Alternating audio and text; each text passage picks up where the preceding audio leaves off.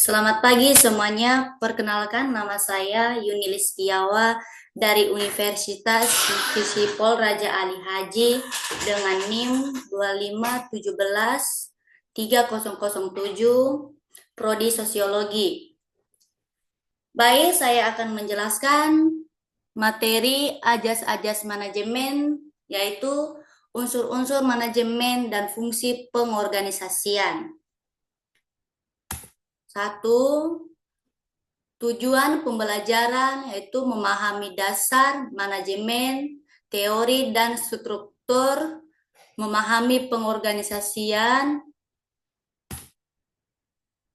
definisi umum, bentuk-bentuk perserikatan manusia atau sistem kerjasama kelompok orang untuk mencapai tujuan bersama. Hakikat organisasi sebagai wadah statis tempat dilaksanakannya kegiatan manajemen sebagai proses dinamis interaksi berkelanjutan antar orang di dalamnya formal maupun informal. Unsur fungsi dan prinsip dasar, unsur utamanya yaitu terdiri dari sekelompok orang, adanya kerjasama dan tujuan bersama. Fungsi utamanya yaitu mengatur kerjasama, mencegah keterlambatan dan kesimpangsiuran, serta menentukan pedoman kerja prinsip awal. 1. Penetapan tujuan yang jelas dipahami anggota, kesatuan arah, unity of direction, dan kesatuan perintah, unity of command. 3. Keseimbangan antara wewenang dan tanggung jawab melalui delegasi atau ke bawah, horizontal atau ke atas. Pembagian kerja dan pengawasan, yaitu pembagian tugas atau pendistribusian kerja berdasarkan kebutuhan unit dan jenis aktivitas organisasi. Prinsip penempatan yaitu menempatkan orang yang tepat dan waktu yang tepat.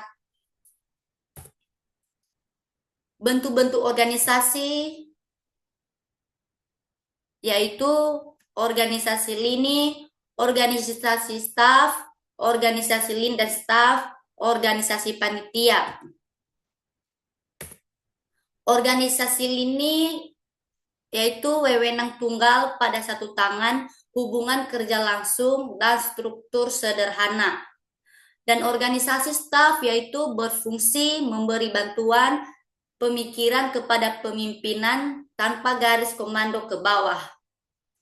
Organisasi lini dan staf, gabungan komando dari atas ke bawah dengan bantuan staf ahli. Organisasi panitia yaitu kepemimpinan kolektif, keputusan diambil melalui quorum dan tanggung jawab bersama.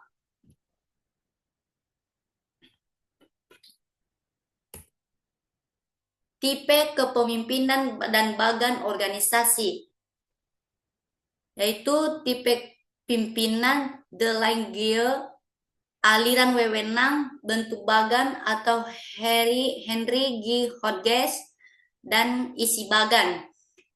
Tipe pimpinan Delangge bentuk tunggal atau satu orang atau komisi lebih dari satu orang. Aliran wewenang yaitu bentuk lurus, fungsional, atau gabungan keduanya. Bentuk bagan atau Henry G. Hodges dapat berupa piramida, horizontal, vertikal, lingkaran, atau lukisan. Isi bagan yaitu mengabarkan struktur, fungsi, jabatan, hingga nama personel. Unsur-unsur manajemen yaitu man atau manusia, money atau uang, magnis atau alat-alat, methods atau metode, materials atau bahan-bahan, market atau pasar. Man atau manusia yaitu titik pusat, manajemen, manusia yang menentukan tujuan dan melakukan proses kegiatan untuk mencapainya. Money atau uang, alat tukar dan alat ukur nilai. Besar atau kecil, perusahaan dapat diukur dari jumlah berputarnya uang. Magnes atau alat bantu untuk memudahkan pekerjaan dan memberikan keuntungan bagi tenaga kerja. Penggunaannya sangat bergantung pada manusia. Methods atau metode, cara pelaksanaan kerja. Metode yang baik dan memperlancar dan mempermudah jalannya pekerjaan untuk mencapai tujuan. Materials atau bahan-bahan, perlengkapan atau bahan dikelola secara bersama melalui kegiatan manusia. Market atau pasar, tempat memasarkan barang hasil produksi. Penguasaan pasar sangat penting demi kelangsungan proses kegiatan usaha atau industri.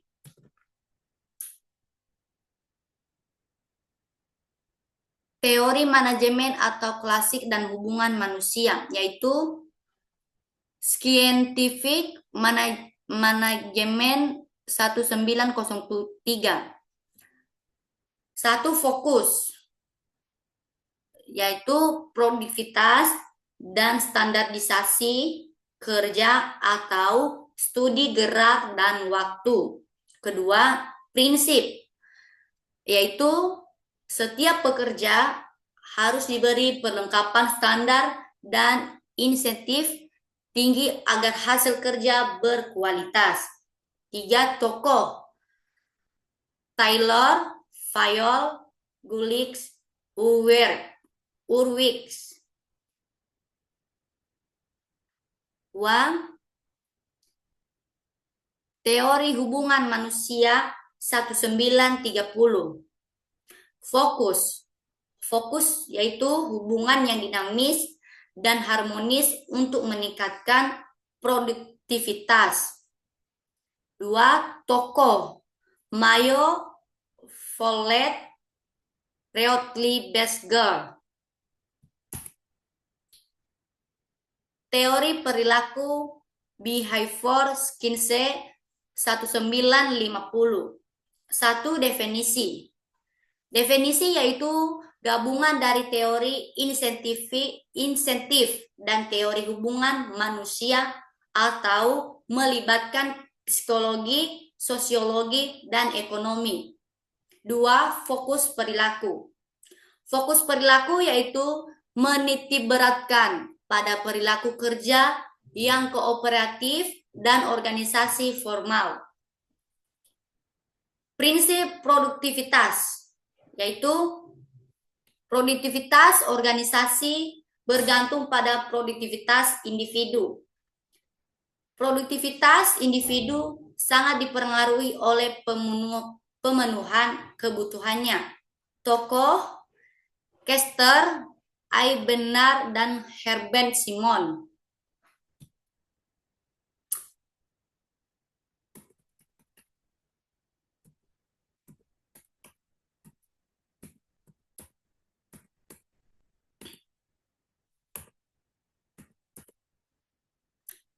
Baik, di sini saya akan menjelaskan apa unsur-unsur manajemen itu.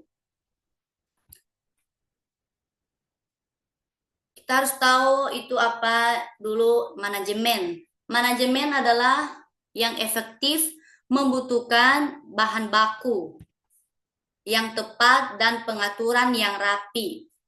Untuk memahaminya, kita bisa membagi penjelasan ini menjadi 2 bagian utama, unsur-unsur manajemen 6M dan fungsi pengorganisasian. Nah, tadi kita tahu unsur-unsur manajemen itu apa? Ada manusia, money atau uang, materials atau bahan, magnis atau mesin, medsos atau metode, market atau pasar. Sekarang masuk kita untuk fungsi pengorganisasian.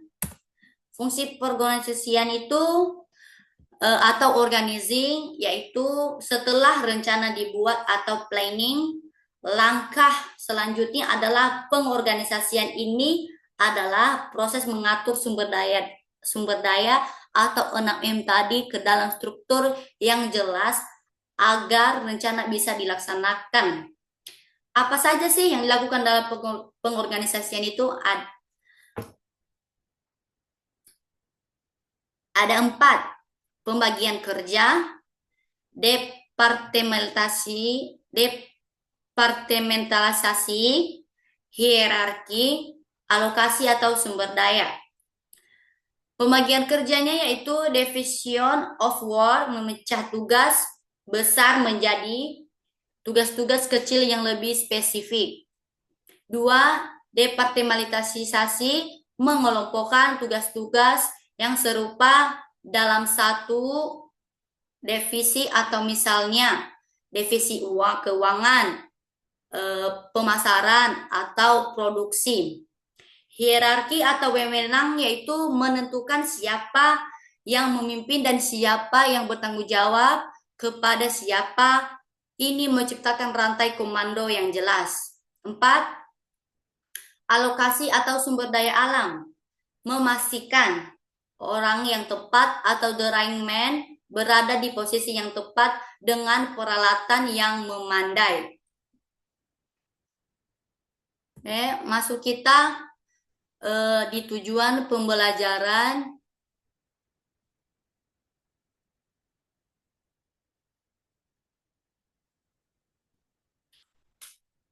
Tujuan pembelajaran, apa itu tujuan pembelajaran? Yaitu memahami dasar manajemen, teori, dan struktur, memahami pengorganisasian atau organizing. Memahami dasar manajemen itu melibatkan pemahaman atau teori yang menjadi landasan proses dan struktur yang berfungsi sebagai kerangka formal atau mencapai tujuan organisasi. Teori dasar manajemen. Teori manajemen adalah kumpulan ide dan aturan umum tentang cara mengelola organisasi secara efektif dan efisien. Inti dari teori ini sering diringkas dalam fungsi-fungsi manajemen utama yang dikenal sebagai kerangka kerja POLC atau POAC. 1. Perencanaan atau planning. Proses menetapkan tujuan dan menentukan tindakan terbaik yang diperlukan untuk mencapainya. Ini melibatkan penentuan strategi dan taktik. 2. Pengorganisasian atau organizing. Proses mengorganisasikan sumber daya manusia atau final fisik dan menetapkan tugas, wewenang, dan tanggung jawab untuk menerapkan rencana. 3. Kepemimpinan atau pengarahan, leading atau actuating dan directing, proses motivasi, membimbing dan mengarahkan karyawan untuk bekerja secara maksimal dan mencapai tujuan organisasi. Pengendalian itu atau controlling, proses memantau kinerja, membandingkan hasil aktual dengan tujuan yang telah ditetapkan dan mengambil tindakan korektif jika diperlukan.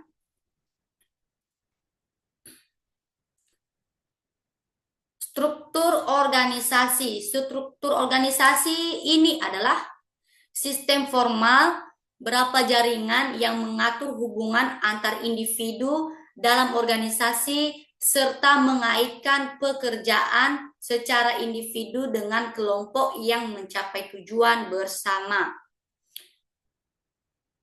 Fungsi utamanya adalah membuat organisasi lebih struktur dan jelas, memastikan deskripsi pekerjaan atau job desk atau sistem kerja dan produser standar operasi shop atau berjalan lancar.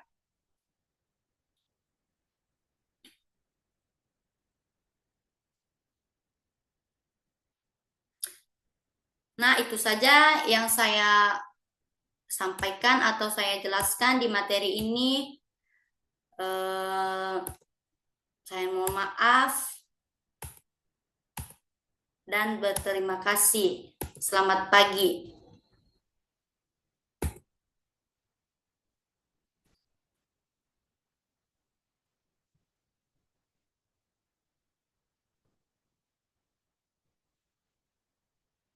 Eti, Eti, Eti. Eh,